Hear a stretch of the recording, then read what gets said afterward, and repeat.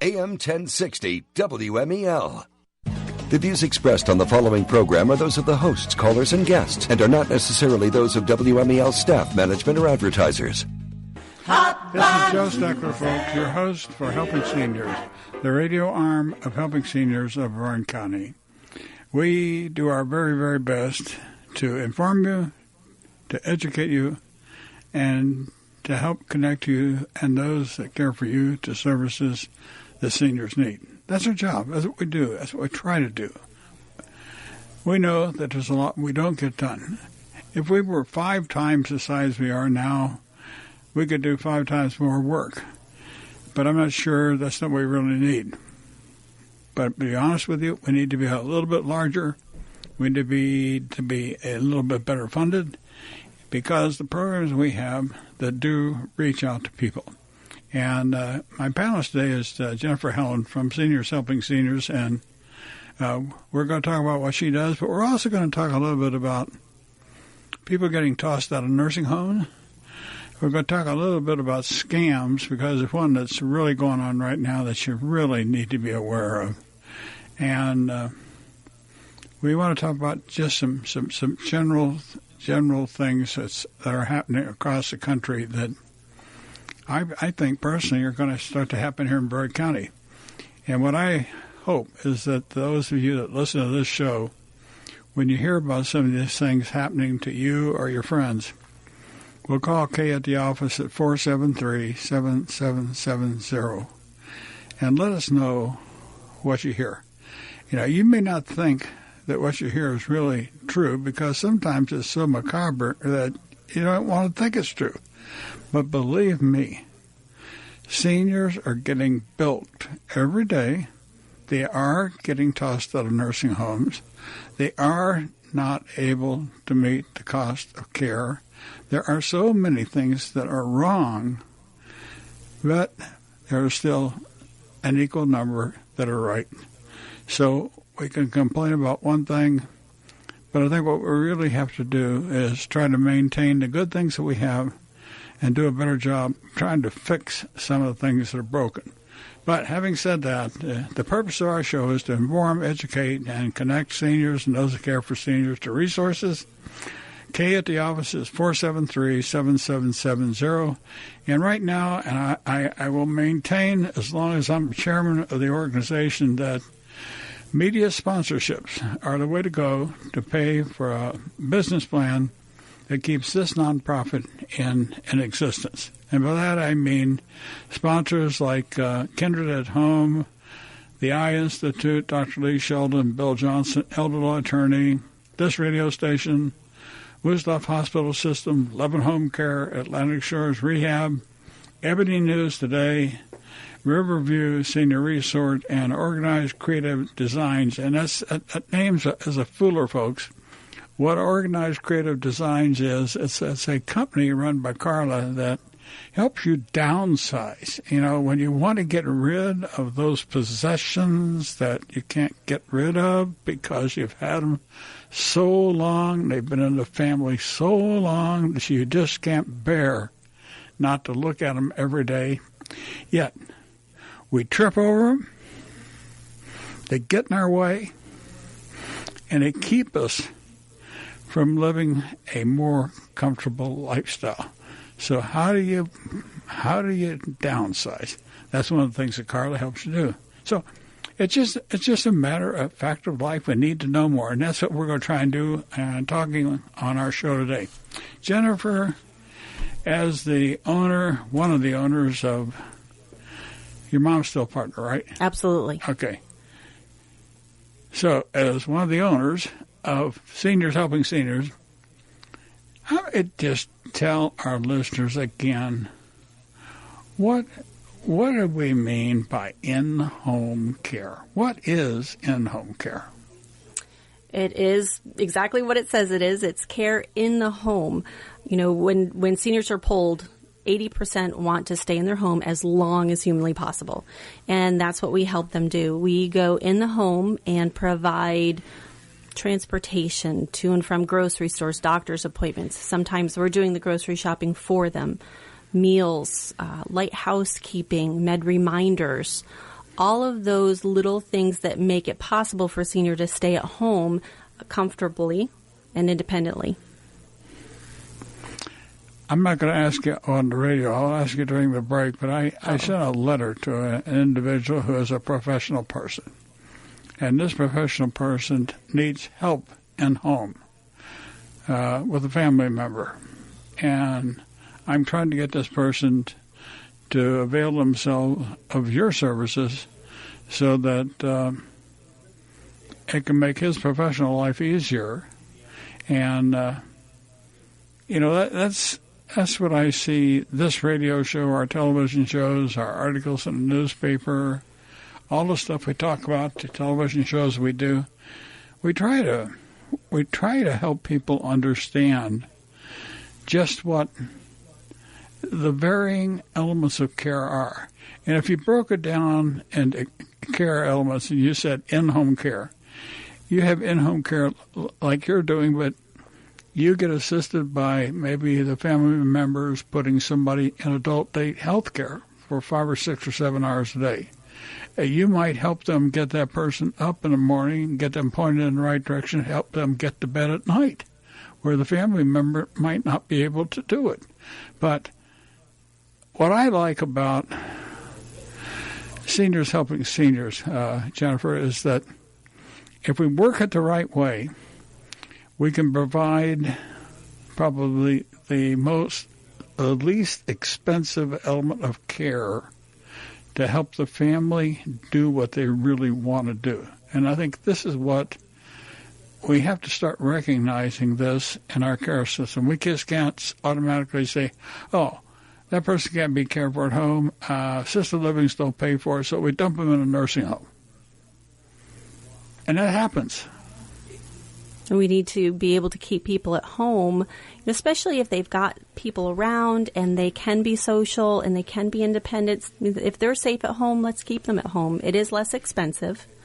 And it's something where I think my vision of this is that if we could get to people earlier, then we would be able to keep them at home longer. But as you mentioned, the professional, a lot of times people, especially professionals, people who, maybe they've been World War II, they've been independent their whole entire lives. It's hard for them to say, hey, I need help. It's a very difficult thing, and we are kind of that first rung of help. And if they would let us come in and take care of some of the things that they don't like to do, get that house decluttered so that they don't fall, we can keep them in their home healthier, happier, longer. But people will refuse to get help. They'll take a fall. They'll end up in the hospital. A caregiver burns out. They don't take care of themselves. They end up sick. And unfortunately, statistically, often dying before the person that they're caring for does. Well, the sad part about it is that often the very people that should know better about what a caregiver should or should not do are people closely connected with the medical profession itself. And you can't see her, folks, but Jennifer is nodding her head. Yes, she's not shaking her head. I'm smiling, too, because my husband's a paramedic. My mother-in-law is a nurse, medical people, and they will tell you this, medical people are the worst. They're what? They're the worst at asking for help. They don't want to do it. No. And they don't want to do it because they believe that they know the situation better than anybody else, and they want to continue to care for their loved one themselves. Right. And that's the saddest part, folks, because these are the people that we need to help the rest of us live a carefree life. And, I in my 28 years of being involved with the caregiving business, I've seen so many situations, and I guess it goes back to a story I've told many, many times on radio and television, And some of you may have heard it, others may not have heard it. When I was in my last command at the Naval Home, I had a man there. He was actually younger than I was. At the time, I was 54, and Smiley was 52. And he was slowly dying. He had a failing heart.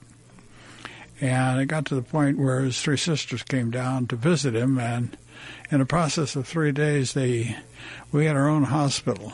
And so I've been involved with all kinds of care folks. I've had doctors work for me. I'm a submariner. I had doctors working for me. I had nurses working for me. I had assistant care floor. I had a well care floor. I had a hospital. I had a dementia wing. I had it all. So I understood from being on active duty in the Navy, I understood a lot of this. I just didn't put it in perspective from a civilian side, but I do now. But back then, I saw the hospital use the paddles on this guy's 20-some times over a 3-day period to bring him back. And one of the sisters came to me and I said, "Captain, could you convince my sisters not to do that, just let our brother go?" And I said, that's a hard one for me. I said, I think I got the right person. So I got a hold of Father Axel, who was he was a Benedictine monk, and he was our chaplain at the Naval Home. And a little bitty wizened old guy, and he was walking with me down the corridor, and he put his arm up around my shoulder, and he said, he used to call me governor. That was my title, governor. I was the governor of the United States Naval Home. And he said, "Governor, you did the right thing." I said, "What do you mean, Father?" He said, "You called me." He said, "This is my bailiwick." He said, "I want you to realize while you're caring for older people that have these kind of problems," he said, "there's always a time to let go." He said, "Remember that.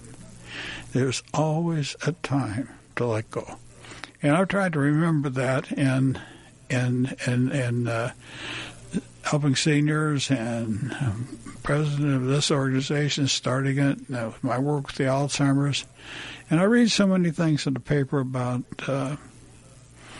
what different organizations think is right, who thinks what's wrong. And I wonder sometimes, Jennifer, who really knows what in reality.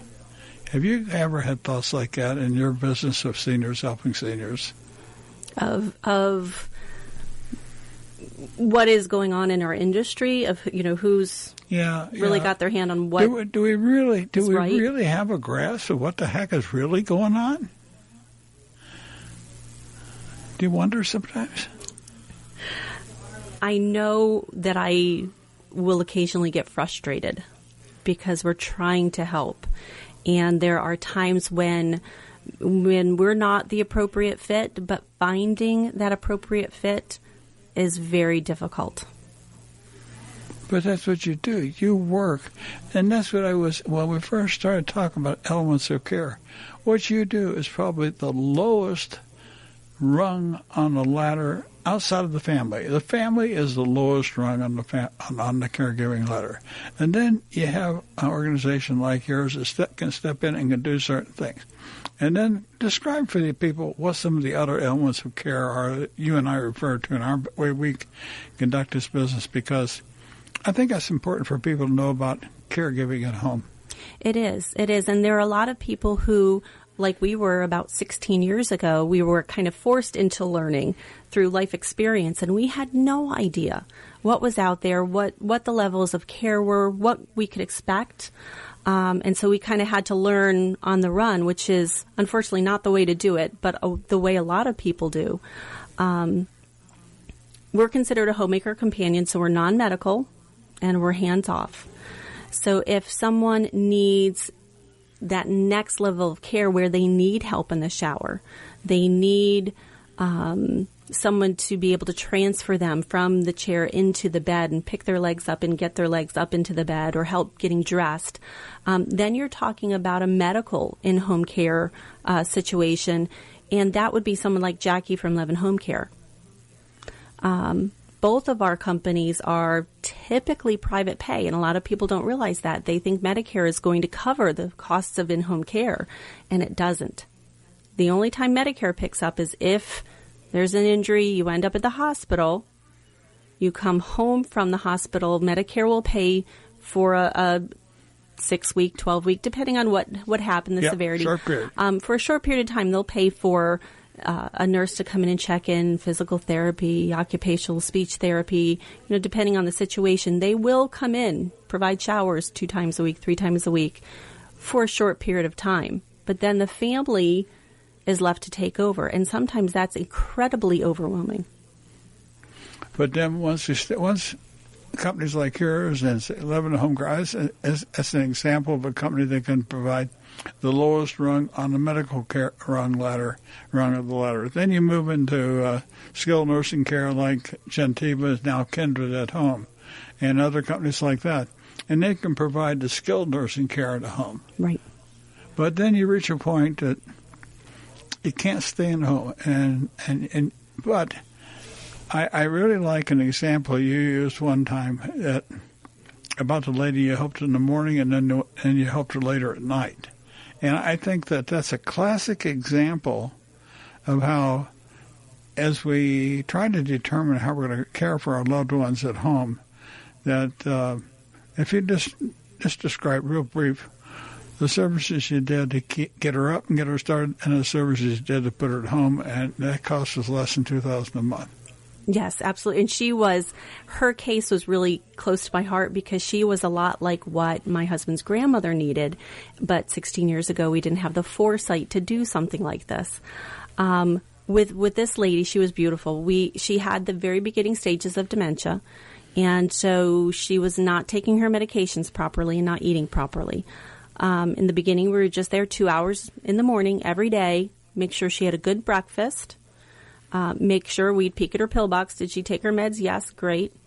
And we would make her a sandwich plate, put it in the fridge for later. We'd wrap it up in cellophane so she could see it when she opened the fridge. Oh, there's my lunch. So we knew she was getting 2 good meals a day, and she was on her, she took her morning medications. She was good for the rest of the day. And that went on for about a year. But things progressed with her dementia, and we ended up starting to come in the evening, too, just to make sure that the house was locked up. She had her dinner. Everything was good. And we did that for probably another year. But for those 2 years, that lady stayed in her own home, was happy. She was where she wanted to be. The family was happy because they knew that she was getting the proper care. And she wasn't forced into an assisted living facility at, say, a cost of $6,500 or $7,000 a month. She was able to stay where she wanted to at a cost of about $2,000 a month. So we drive down the cost of care. We keep people happy. We make the family members a lot happier. And we do a lot to make the system work the way it could work if we could pay more attention to how we help all people. And I'm sure you see that in your work a lot. We do. We really run the whole gamut of care as far as time constraints. I have one lady that came to us about 3 years ago, and she says, I don't need you, but I know I'm going to. What? She said, I don't need you. And she kind of snarled at me. She said, and she softened up a little bit. She said, but I know I'm going to. Okay. She was a widow. So she had me come over, and we talked, and we did all the paperwork, and I just wrote as needed on it. And so the first year, she only used us for one appointment. Take her to a colonoscopy. The next year, it was a few things. Now, a couple of years later, 4 or 5 times a month, we see her. But we give her peace of mind. We have to take a break. Why don't you pick up on that when we come back after the break? But folks, we're going to take a break now. Stay with us because I want to talk about a scam that's going on right now and something you really, really need to pay attention to because it's something that I'll bet some of you are experiencing right now. Stay with us. We'll be back in about 3 minutes. Dave Ramsey, weekdays 2 to 5 p.m. on AM 1060 WMEL. Joe Steckler, folks, back live with the second part of Helping Seniors, the radio arm of Helping Seniors of BrevardCounty.org. Our show is designed to inform, educate, and connect people and those that care for people to resources to help them live a better life, help them live with some semblance of dignity as they grow older. The number to call Kay, our information specialist at the office, is 473-6 473-7770. Some of the sponsors for the second part of the show include Senior Scene Magazine, Hometown News, Spotlight Magazine, Seniors Helping Seniors, and that's the lady that's on the show with me, Jennifer Helin. That's her company. The Fountains of Melbourne, Courtney and Braswell Financial Advisors, Barbara McIntyre, who is a reverse mortgage specialist. And folks, I caution all of you that are thinking about reverse mortgages to make sure that you are working with reputable companies that are going to put you in a position to do what you want to do. And I know that if you have a concern, you can call Barbara, and you can get Barbara's phone number from Kay at the office, and you can check the company out, and if you find out you could do better with her, or if you find out that what you're going to do is disastrous, and she can tell you that, then you need to take a second look at what you're doing. See, one of the things we try to do with our media sponsors is to get people involved with us and helping us promote this organization that are really interested in doing things the right way. And I know that I had a lady that was having some problems with her own reverse mortgage. She is a realtor, and Barbara is looking at some documentation, and I have to give Barbara a call to see where we stand on it, but I'll do that this afternoon after the show. But the reason I'm telling you all this is because one of the things that I've found over the years in doing a radio show is that some of the things that me and my panelists and I talk about, often trigger thoughts in your mind that might make you think twice about what you're doing.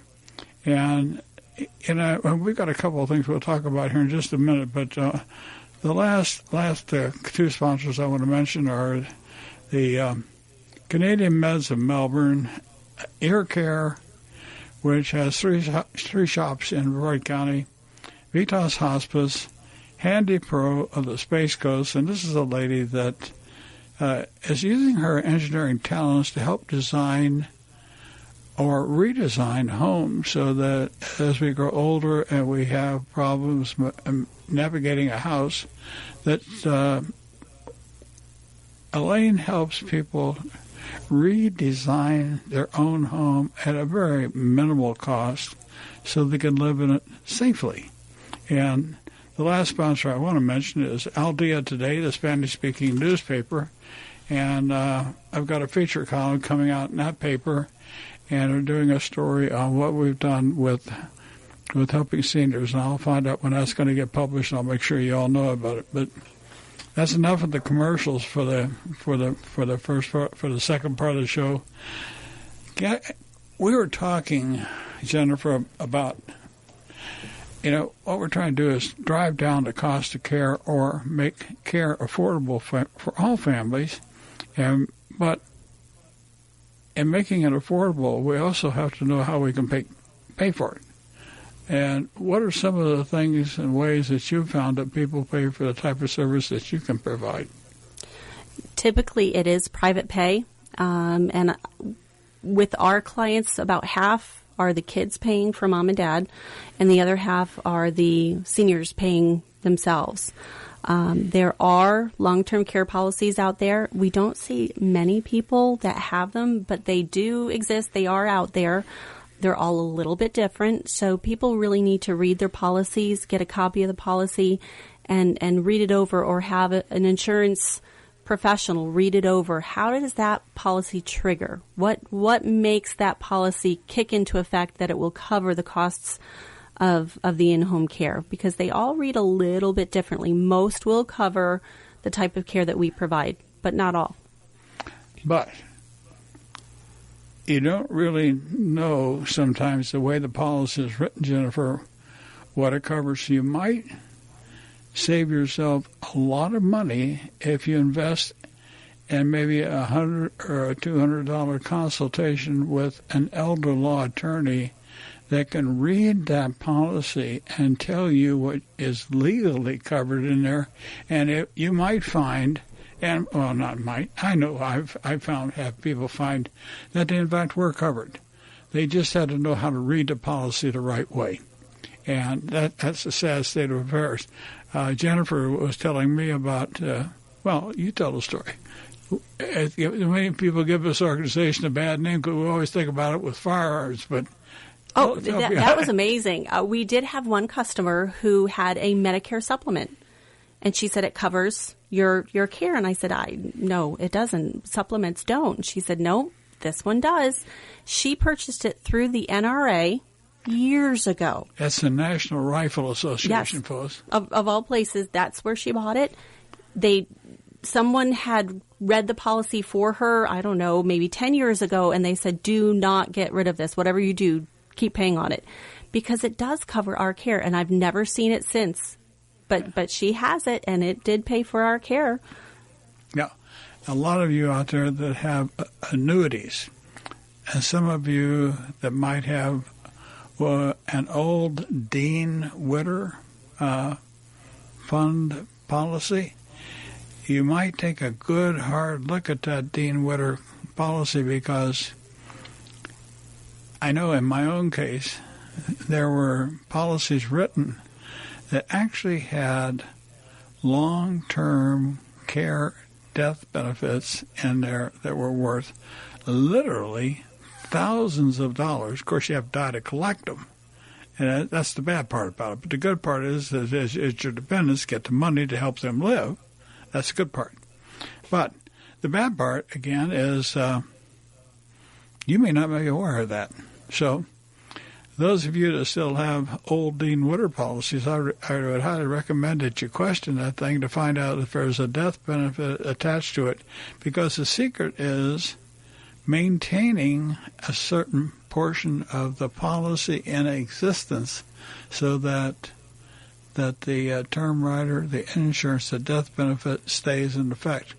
And I happen to have a good broker that knew all this, that gave me the right advice, and he literally saved me thousands of dollars. So, I pass this on because, so many times we don't know what to ask. And it's just like I was telling Jennifer, I had Kay call me before we did the radio show, and she had a call this morning from a gentleman that passed on some information. And because of this call, Jennifer, and I told Jennifer, and I'll ask Jennifer to comment on it too, because she knows a little bit about it. It turned out this gentleman had purchased or hired a company to come in and monitor his computers to make sure that the spyware was in there, that all the software was there. And what they did, this company went in and shifted all his money from his bank accounts into other accounts, and they stripped him of all his money. So here he was, he paid $4,700 to this company to protect himself, and in doing so lost everything he had. And this is sad. So what I told Kay, what we really need to do is, using this as an example, we need to talk to several firms, and if you know of a firm in Brevard County that does what I'm talking about, give Kay a call at the office, because we're looking for somebody to become one of our media sponsors that is honest, that knows what we're talking about, and that will prevent this type of thing from happening to at least the senior citizens here in Brevard County. That's a sad thing. You experienced somewhat similar things, right, Jennifer?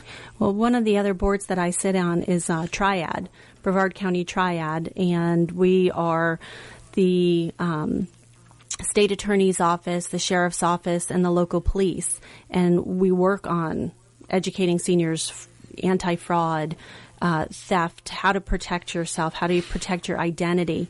And it's amazing how many scams and how much fraud there is.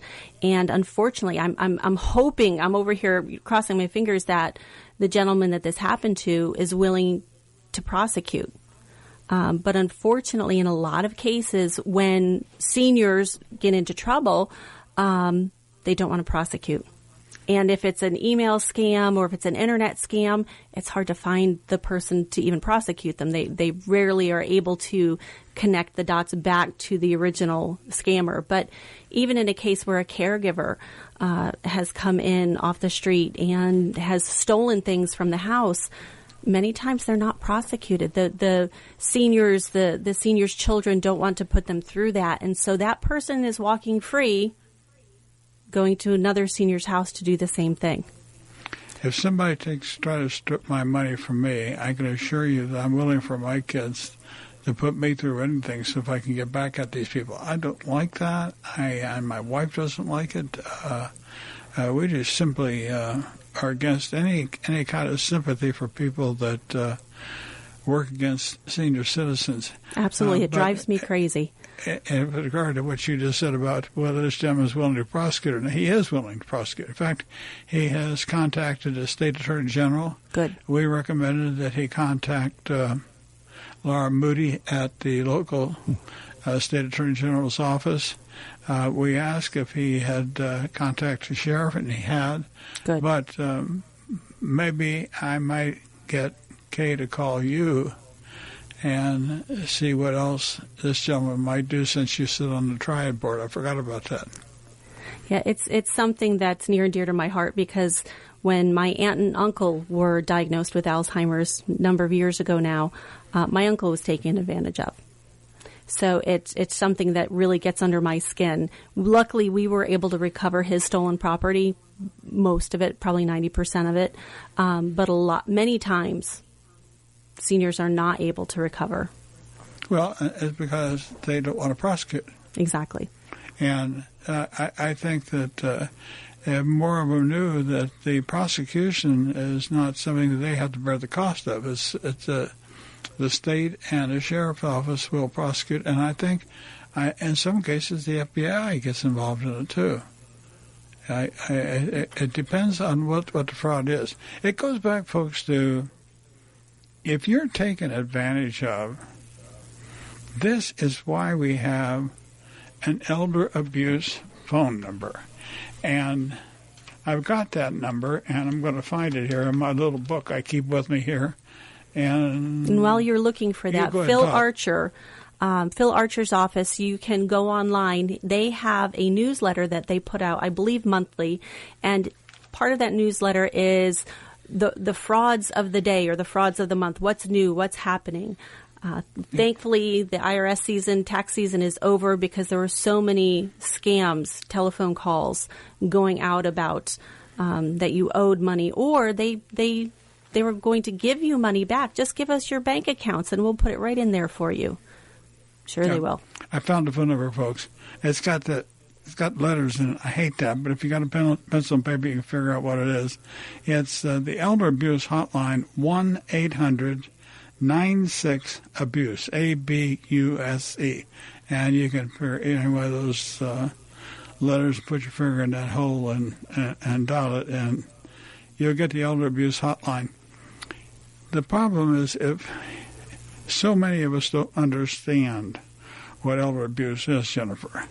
And I guess the best way I could sum it up is if you've had something happen to you and you're a senior citizen and you don't like it, you can always call the Elder Abuse Hotline and ask them if it's elder abuse or not. Absolutely. They'll tell you if it's, if it's a call or if it's not, if it's something that is reportable or if it's not reportable, where you could go with that complaint. Yeah. But I can tell you this, and I'm sure that you've had this experience to try it. If people are not willing to do their share in resolving this problem, then we're never going to solve it, Jennifer. You're right. It will continue. Yes, it will continue. It's just like I've thought for many years that seniors needed to have a better system of elder advocacy. We need to get the attention of the county commissioners. We need to get the attention of the State Attorney General's office. And I've had Laura Moody on radio and television, and from what I sense with Laura Moody is that if you think something is wrong, you call Laura. She is going to tell you whether it's right or wrong, and she will do her job. She's tenacious. She's a tenacious she's wonderful. Woman. Yes. Yeah. And that whole her whole offices, they're victim advocates. Everyone up there really, it's a special elder unit, and they work very hard to protect our seniors. But us on the street, we need to do our part too, and we need to encourage people to step forward and report a crime, report abuse, report scams. We need to be aware of what's going on with our neighbors, and if we have any inkling something's going on, we need to take that first step, make a phone call, check on our neighbors. Yeah. But Jennifer, you bring up something else that in the last 5 minutes we got to talk about this. We talk about seniors helping seniors, how you only hire older people. Right. So if somebody goes in a home, generally, while they may not be as old as the person they're taking care of, they are still a senior citizen, so they have a pretty good idea of the understanding of the needs of that person. But that's something else that we do. It's a benefit of a program like yours. Your people go into homes, and they become friends with the people. Yes. And I would venture a guess that you had some of your workers come back and tell you how people are being taken advantage of. We have. Most of the time we know it going into it. As I go out to the houses and find out that we're being brought in because they let the former caregiver go. And throughout the assessment, I find out why. Because all of the statues are missing, the paintings are missing, the light fixtures are missing. And that was not prosecuted. I went into another home where the son walked in and the caregiver had her feet up, drinking the lady's juice, eating her chicken salad, and the lady that she's supposed to be caring for is vacuuming the house. Come to find out, she was getting her groceries. The son noticed the grocery bill was pretty high. She was getting her groceries when she got the seniors' groceries as well. So it could be little things. We have another house that we go into that they are videotaping us. And they asked me, do you mind? I said, absolutely not. Because they had such a bad experience with the prior company that they brought a videotape in. And I have no problem with that because our people are awesome. They do what they're supposed to do. I have no worries. And it protects her and it protects us because it's being recorded.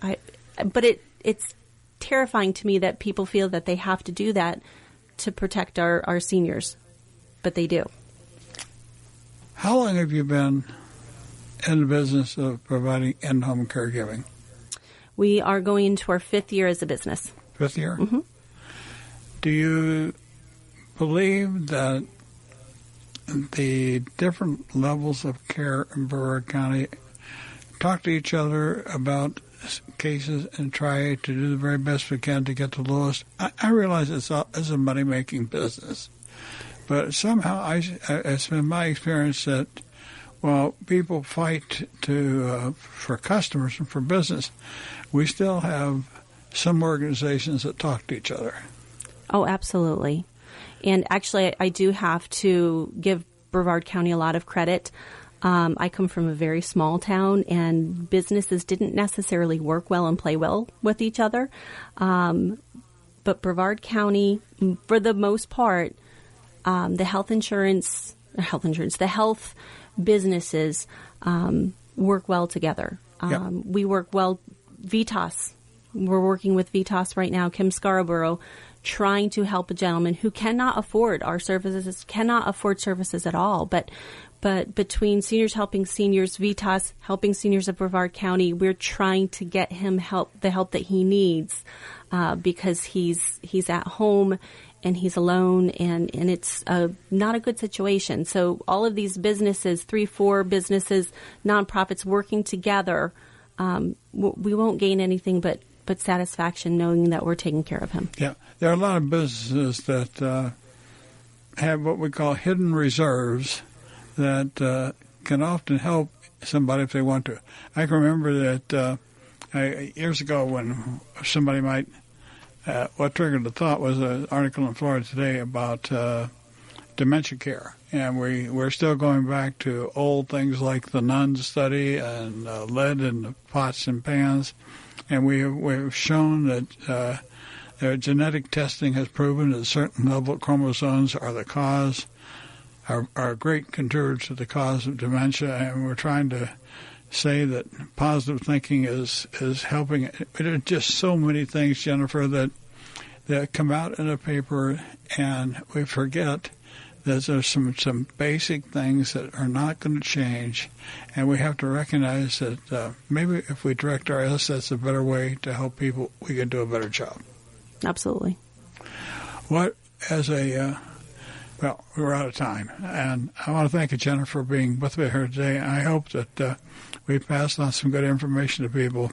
I do advise you, look at your insurance policies, make sure you understand them, make sure that you know what care they will paid for, and be very, very careful about inviting anybody into your home to look at your computer, because that's a good way to lose everything you own, folks.